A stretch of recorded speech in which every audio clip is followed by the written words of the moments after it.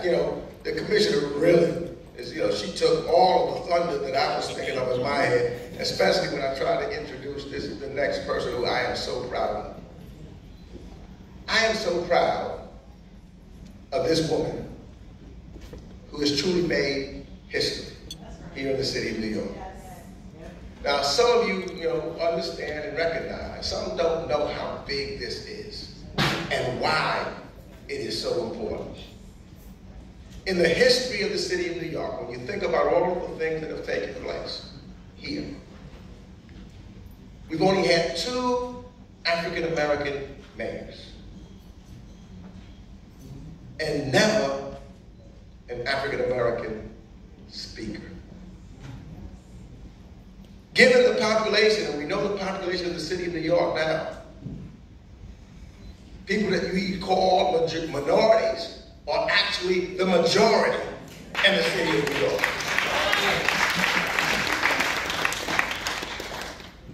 And when you are successful in politics and you're pushing to do things to make change, somebody's going to come up against you.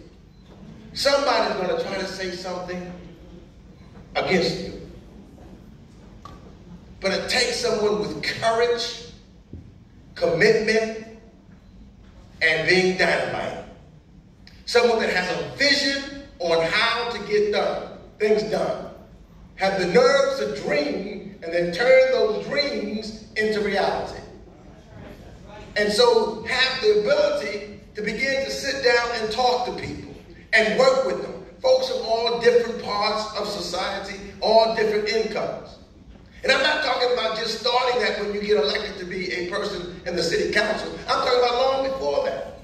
I'm talking about an individual who had her own career, working for Goldman Sachs and doing other things, and then deciding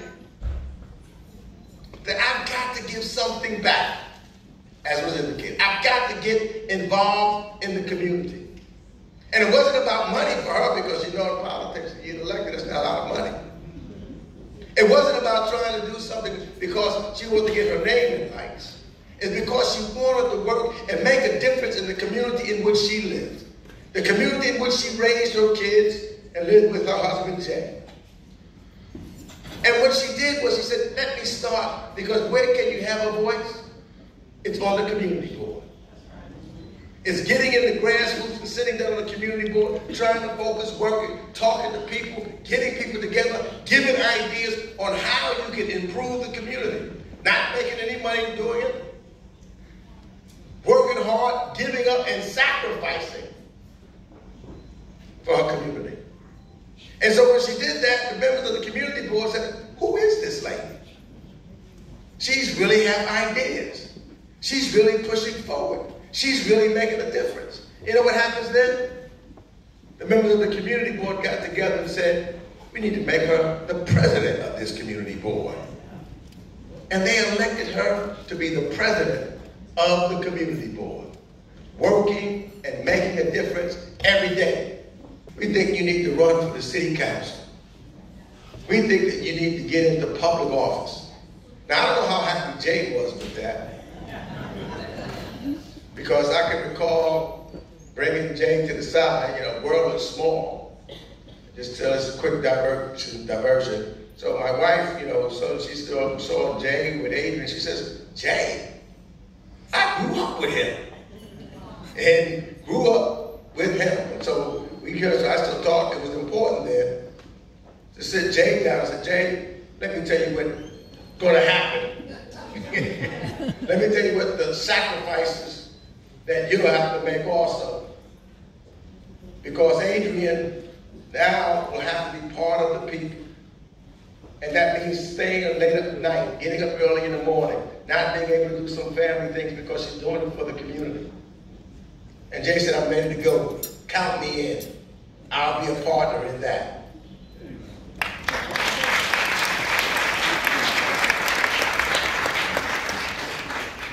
And so she was elected to the city council.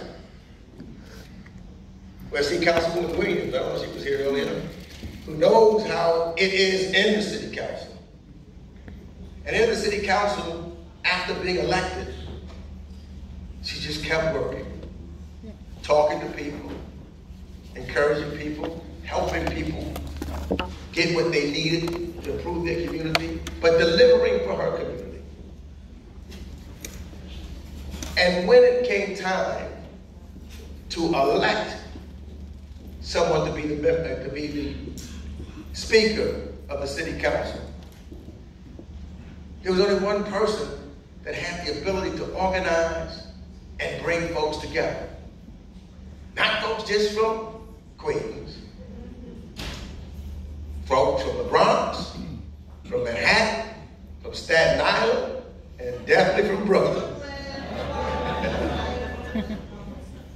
And so, Adrienne Miller, who was in the council at the time, said, Adrienne is my partner, or had been my partner in the city council. We worked together, they chaired together the Black and Hispanic caucus in the city council, standing up and making a difference. And so I could see that things were coming together. I got to tell this little secret too, because there's someone in here by the name of Ingrid Lewis Martin, who played a little role in this thing. Because she decided, she says, look, I got to help my sister. I'm going to stand up because my sister, I don't care what anybody say. We're going to make her speaker together. We're going to get this because I don't know of anybody who's better to lead this city. And guess what? Queens, we've got the speaker of the city council in the house.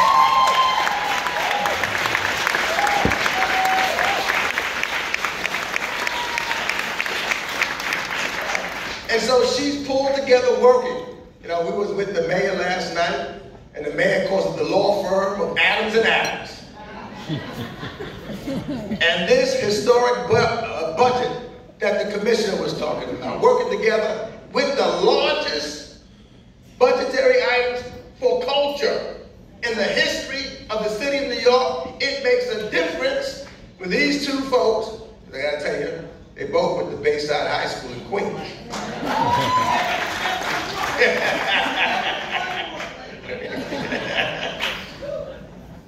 But they work together and they make us proud.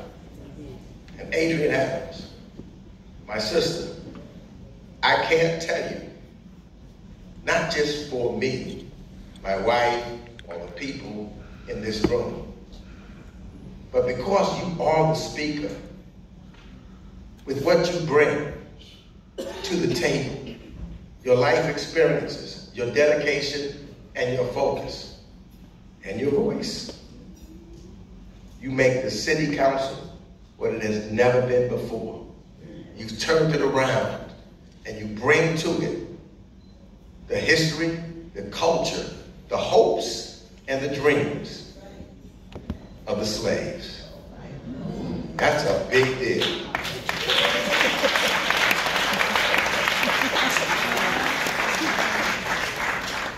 And we thank you for doing it with dignity, with respect, with pride, never forgetting who you are, never forgetting where you came from, and never forgetting the people who helped you.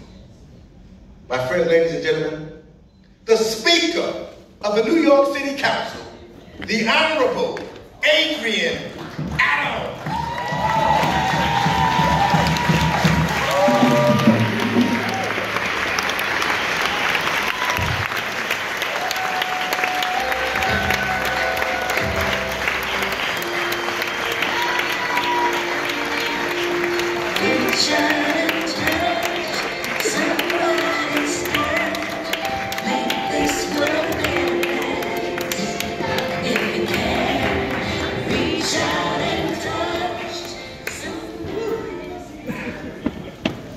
Y'all don't play Jamaican funk. That's kind of a theme. Wow. You know, before I even give my remarks, I just have to be perfectly honest and say, I never chose this thing. This thing chose me. And as chairperson of Community Board 12, one of my things that I always used to say is that I hate politics and I hate politicians, and I'll never do that.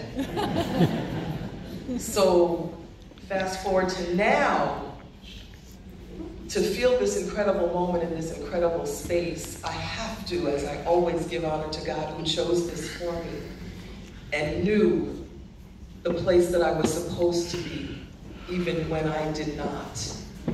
I thank him because I didn't resist the journey that he put me on. I thank him for knowing me before I knew myself. Thank you, God.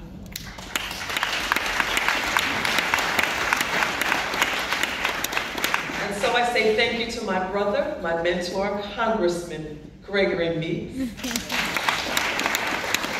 and for always being such a good friend to me and a true, true champion to our beloved Southeast Queens. I love you very much. Thank you. Thank you to my sister Simone, who is always going to be the first lady of Southeast Queens.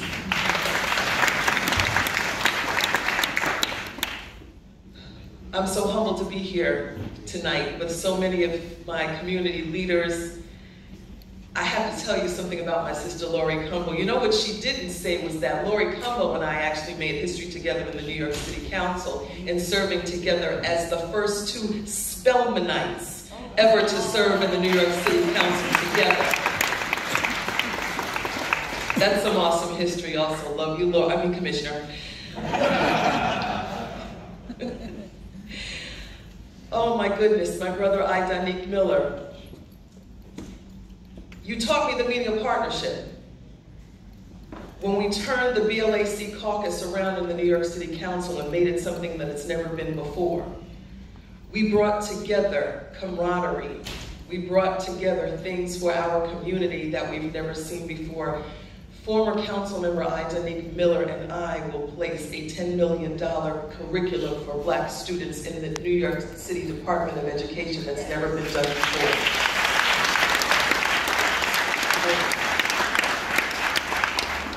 I acknowledge all of my colleagues in government this evening. Councilmember Natasha Williams, thank you for hosting us in your District 27 tonight.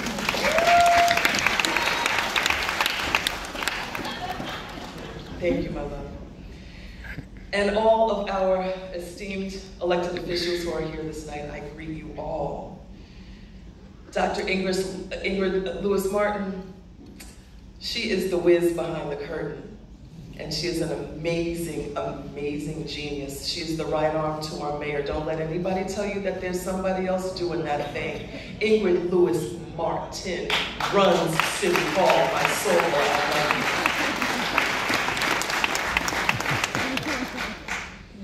you. For half a century, Jcal has served as a central hub for arts, culture, and education in downtown Jamaica. It is the only multidisciplinary arts center in all of Southeast Queens, and for generations. This outstanding organization has provided a space for young people, for artists and performers to cultivate and foster their passion for the arts. I am deeply grateful to Jcal Executive Director Leonard Jacobs.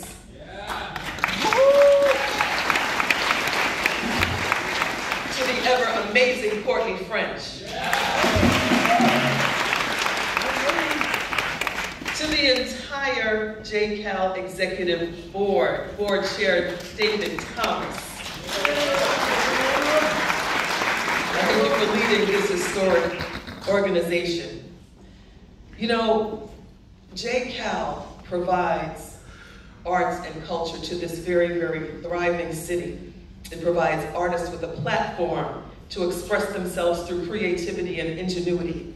It allows our youth, who we saw rise a little while ago, to be seen and heard and recognize something in themselves that they may not have ever known before. Growing up in Hollis, Queen! I was raised just a short walk away from here, actually. We actually did kind of walk from the terminal back when Eric and I went to Bayside. That's scary to think of. Okay, bad flashbacks. But I was raised in Hollis, in the beautiful world of Black music and culture.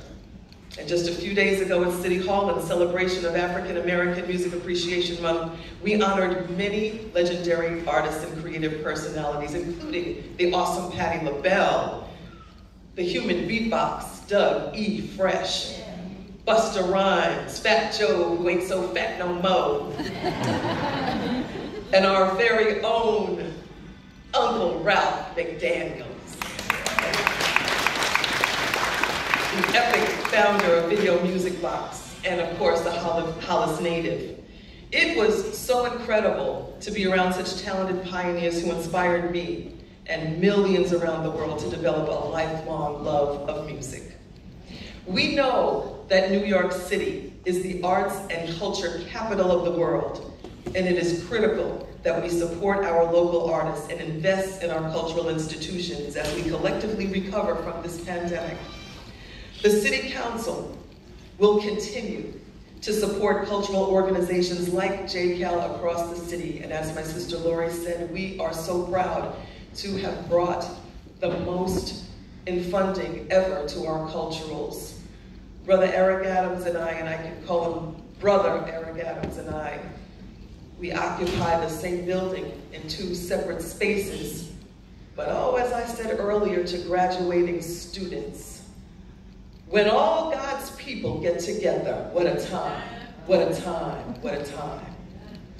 And Eric Adams and Adrienne Adams brought together in this time in history has brought to the city a historic $101 billion budget, laser focused on the least of these. So,